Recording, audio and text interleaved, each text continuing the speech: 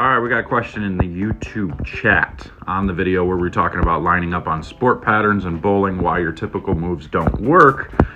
They say, I definitely have noticed I use more dull bowling balls now than I ever did when I was younger. Curious though, if short equals dull and long equals dull, when will you use shiny bowling balls? That is a very, very good question, actually. And the answer is pretty simple. When we're using dull bowling balls on either a short or long pattern, we're trying to create what we would call a slower ball reaction, something that is more predictable, more rounded shape. We're trying to get the ball to reach sooner and be, like I just said, predictable.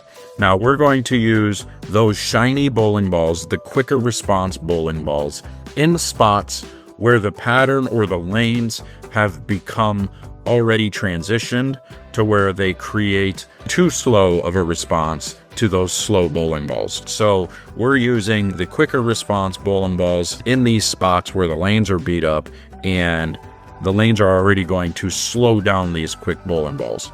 So we use the shiny balls that are going to be in these spots where when we throw it, it's going to give us the same type of look as what we had with the dull bowling balls, if that makes sense. So the lane is slowing the ball down for us. It's making that ball respond in the friction and be slow and smoother based on how the pattern has already been broken down. Very rarely are you going to see somebody kind of stand left and throw it right and use a shiny ball to do it, because it's going to read too far down the lane, and it's going to be unpredictable, and it's going to give you too much of a whippy ball motion. So they're going to try to use the duller bowling ball, the more predictable bowling ball throughout until it gets to a point where they can use a shinier bowling ball, a quicker response bowling ball that is turned into a slower response bowling ball because of the way the lane has been developed. So you can see a lot of senior players, slower ball speed, guys that really kind of spin it a little bit and like to play straight.